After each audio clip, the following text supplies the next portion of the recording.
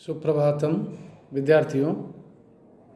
स्वप्नवासव दत्तम नाटक के अंतर्गत प्रसंग यह है कि जब ब्रह्मचारी के मुख से महामात्य व महामंत्री युगंधरायण, जो कि अभी गुप्त वेश में एक परिव्राजक वेश में है, राजा उदयन के कुशल क्षेम के बारे में जानकारी लेते हैं और उनकी देखभाल के लिए उनको पता चल जाता है कि उनके द्वारा जो जिम्मेदारी सौंपी गई थी, उनके सहयोगी अमात्य रुमणवान को, और रुमणवान इस जिम्मेदारी को बखूबी से निभा रहे हैं और वे उनकी तारीफ भी करते हैं, प्रशंसा करते हैं और ये कहते हैं ये बड़ा कठिन जिम्मेदारी है कि राजा को समझाना और अपने अधीन कर लेना। जिसने कर लिया, जिसमें राजा को बस में कर लिया तो सब कुछ उसके अधीन हो गया है। इसके कहने के पश्चात ये मनी मन आत्मोक्ति के बाद या स्वोक्ति के पश्चात वह प्रकाश में कहते हैं, सबको सुनाई देता जैसे, तब उसी रूप में कहते हैं अथ भू पर्यवस्थातित इदानीं स राजा। अहे वो राजा अब पर्यवस्थापित हो गए, अर्थात प्रकृतिस्थ हो गए। अब उनको किसी प्रकार कोई उनकी समस्या उस रूप में नहीं है कि जो जिस प्रकार वो पहले वियोग के कारण, वासवत्ता के वियोग के कारण जिस प्रकार हालात को प्राप्त कर गए थे, उससे वो उभर गए, धीरे धीरे उभर के आगे बढ़ते जा रहे हैं और स्वाभाविक अवस्था को प्राप्त कर रहे हैं। तब ब्रह्मचारी तब कहता है तरिदानीं न जाने यतयास हसितम। बा ये भी हो सकता है एक प्रश्नवाचक चिन्ह लगाया गया, जिस रूप में ये भाव हम लेंगे, अरे क्या वो राजा अब तो प्रकृतिस्थ हो गए, अब तो धैर्य को धारण कर लिए? ये प्रश्न उन्होंने पूछा युगंधरायण ने ब्रह्मचारी से कि जब इस प्रकार की वो वियोग अवस्था जनित जब उनकी हालात हुई थी, उस हालात से उभर गए या नहीं उभरे, ऐसा जब प्रश्न पूछा तब ब्रह्मचारी कहते हैं तरिदानीं न जाने, तो अब तो मैं नहीं जानता, परंतु यह तया सह हसितम, यह तया सह कथितम, यह तया सह पर्युषितम, यह तया सह कुपितम, यह तया सह सहितम इत्येवं तम विलपन्तं राजानम् अमात्यैः महता यत्नेन तस्मात् ग्रामात् गृहीत्वा अपक्रांतम्। ब्रह्मचारी कहता मुझे तो पता नहीं है वो अभी प्रकृतिस्थ कितने परिमाण में हुए या नहीं हुए, परंतु इतना मुझे पता है कि यह तया सह हसितम, यहाँ उसके साथ, उस वासवत्ता के साथ मैंने हंसा है, हंसी खुशी की है, हास्य रस का हास्य विनोदन किया है। यह तया सह कथितम, यहाँ इस जगह इस लावण गांव में भाई जहाँ वासवत्ता जल गई है, यहाँ वासवत्ता के साथ मैंने बातचीत भी की है। और यह तया सह पर्युषितम, यहाँ उसके साथ निवास मैंने किया है। यह तया सह कुपितम, यहाँ वासवत्ता के साथ मैंने क्रोध कोप प्रणयन भी किया है। और यह तया सह सहितम, यहाँ उसके साथ मेरे लेटा भी है। इत्येवं तम विलपन्तम, इस प्रकार उससे रोते हुए उस राजा उदयन को अमात्य ही अमात्यों के द्वारा, मंत्रियों के द्वारा महता यत्नेन, बड़े मेहनत से, बड़े परिश्रम से, तस्मात् ग्रामात् गृहीत्वा अपक्रांतम, उस गांव से उन्हें लेकर वहाँ से चले गए, उसको ले लिया गया और राजा भी चले गए, वो मंत्री वगैरह चले गए। ततः निष्क्रांते राजनी, उसके बाद राजा के उस गांव से निकल जाने पर प्रसित नक्षत्र चंद्रमिव, नक्षत्र रहित चंद्रमा की शोभा जैसी होती है, नक्षत्र रहित और चंद्रमा रहित नव अरमणीय संवृत सग्राम, जिस प्रकार नक्षत्र और चंद्रमा से रहित नभ आकाश अरमणीय हो जाता है, शोभाहीन हो जाता है, उसी प्रकार वो गांव शोभाहीन हो गया, श्रीहीन हो गया, वो लावणक गांव। बोले प्रोसित नक्षत्र चंद्रमिव, प्रोसिते नक्षत्र चंद्रो, प्रसितो नक्षत्र चंद्रो, यस्मिन तत्प्रसित नक्षत्र चंद्र, पर जिस नभ में आकाश में नक्षत्र और चंद्रमा दोनों का अभाव हो, ऐसा जो आकाश है उसकी जैसी शोभा होती, उसी प्रकार उस गांव में नक्षत्र तुल्य अमात्य भी नहीं रहे और चंद्रमा की तरह राजा उदयन नहीं रहे। तो इसीलिए ततः हम निर्गतोस्मि, तो इसीलिए मैं भी वहीं उस गांव से निकल करके चला आया हूँ। तब तापसी पूछ बैठती है, स खलु गुणवान नाम राजा, पर कह बैठती है, कह लेती, स खलु गुणवान नाम राजा, वो जरूर वो राजा अत्यंत गुणवान है, गुणी राजा है कि यह आगंतुकेन अपि अनेनैव प्रशस्यते, जो कि आया हुआ व्यक्ति के द्वारा इस प्रकार इनकी प्रशंसा की जा रही, तारीफ की जा रही है। क्योंकि अगर गुणवान व्यक्ति कोई होता है जिसको कोई तटस्थ होकर कोई प्रशंसा करता, तो समझ लो कि वो गुणवान है, जिसके गुण की बखान की जाती है। अगर कोई आत्मीय जन, स्वजन या सेवक कोई इस प्रकार तारीफ करता है, वो अपने स्वार्थ सिद्धि के लिए उसकी तारीफ करता है। अन्यथा जिसका कोई लेना देना नहीं, जो उनसे भिन्न है, तो दूसरे व्यक्ति के द्वारा किसी की प्रशंसा की जाए, जिसको कोई उससे स्वार्थ सिद्धि होने वाला नहीं है, उसके द्वारा तारीफ किए जाए वास्तव में, तो वही गुणवान होता है। इस प्रकार कहने का आशय है महाकवि भास्कर। ये हमारे जो जीवन दर्शन है वह इसका प्रतिफलित हो रहा है। चेटी तब कहती है भर्तृदारी के, किम्नु खलु अपरास्त्री तस्य हस्तम गमिष्यसि, पद्मावती से पूछ बैठती दासी, क्या उस राजा उदयन के हाथ में कोई दूसरी स्त्री जाएगी? क्या दूसरा विवाह करेंगे? न ऐसे ही हमेशा विधुर रह जाएंगे। तब पद्मावती आत्मगतम अपने आप कहती है स्वयं के लिए, मम हृदयेनैव सह मंत्रितम, मेरे अंतःकरण के साथ ही इसने मंत्रणा कर डाली। मेरा दिल जैसा चाह रहा है, मेरा दिल जैसे प्रश्न पूछ रहा है, मेरे अंतःकरण में जो जिस प्रकार भाव उदित हो रहा, उसी भाव के अनुकूल भाव इसने भी उसको अभिव्यक्त कर दिया है। इसने, चेटी ने। क्योंकि मेरे मन में भी ऐसे मन में जिज्ञासा उठ रही, क्या वो दूसरे विवाह करेंगे या नहीं करेंगे। तब ब्रह्मचारी तब कहते हैं, आपृच्छामि भवन्तु गच्छामस्तावत्, आप दोनों की अनुमति चाहता हूँ और हम आगे जाते हैं।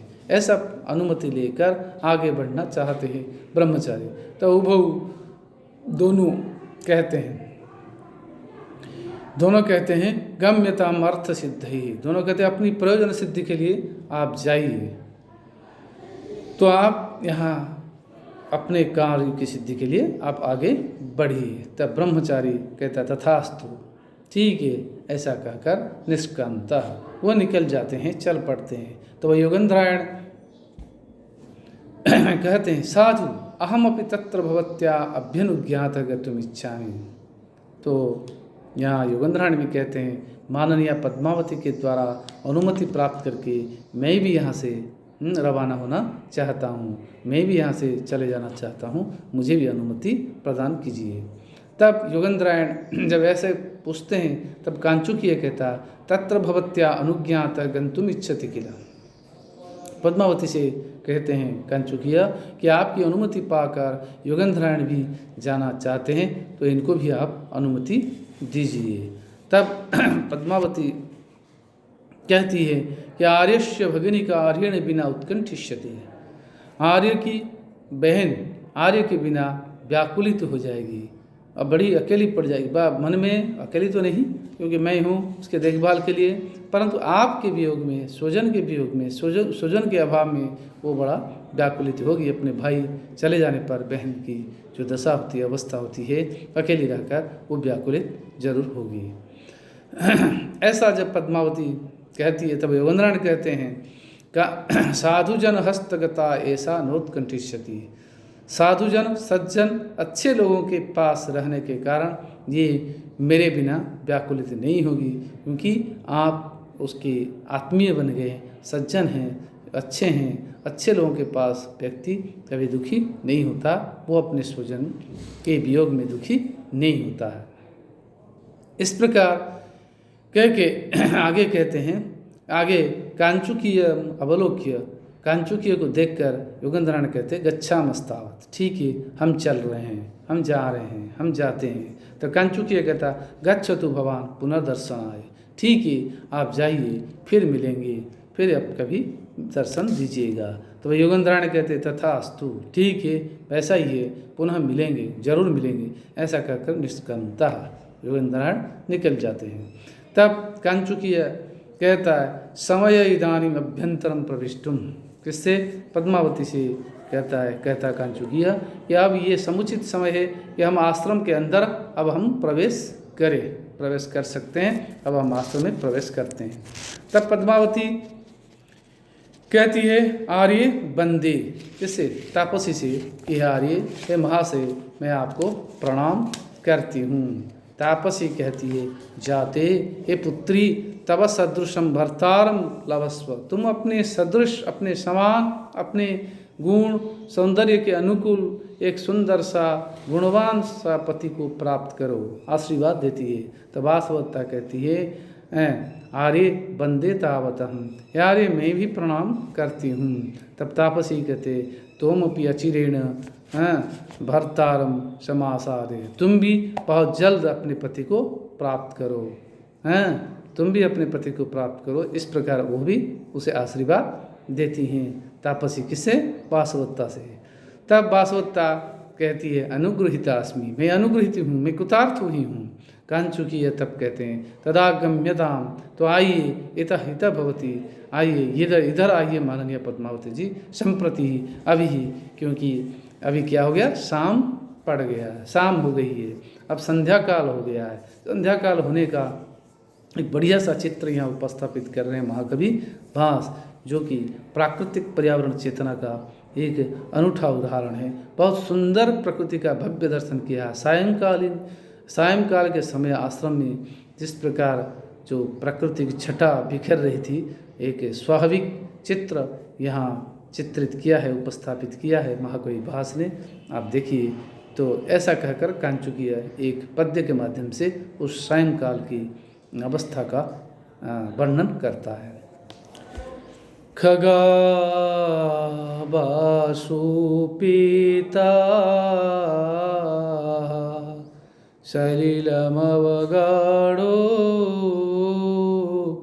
मुनिजन प्रदीप्तोऽग्निर्भाति प्रविचरति धूमो मुनिवनम् परिभ्रष्टो दूरा द्रविरपि च संक्षिप्तकिरणो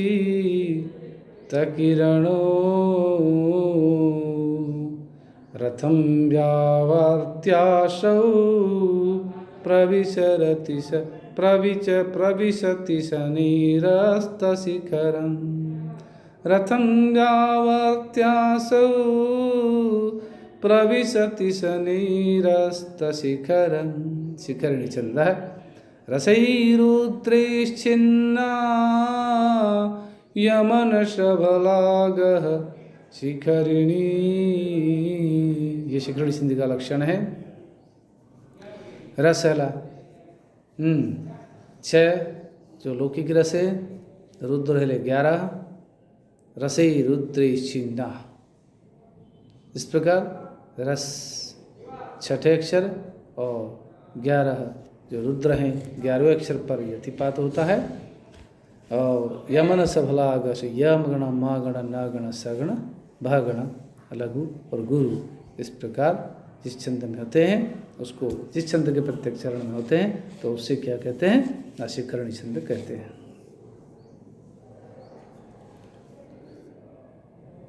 1 2 3 4 5 6 7 8 9 10 11 12 13 14 15 16 17 17 अक्षर है। 6ठे पर और 11वें पर यतिपात होता है। संधि विच्छेद देखिए।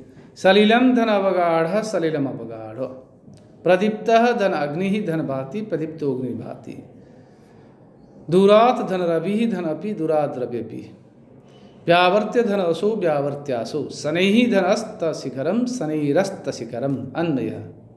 खगाह वासोपेता। सायंकाल होने पर आश्रम में जो स्थिति बनी उस एक एक स्थिति का वर्णन करते हुए कह रहे हैं। पहले जो स्थिति है वह पहला जो चित्र है वो इस प्रकार है। खगाह वासोपेता। खगाह खे गच्छन्ति ये ते खगाह नाम पक्षिणः विहगाः विहंगमावाः।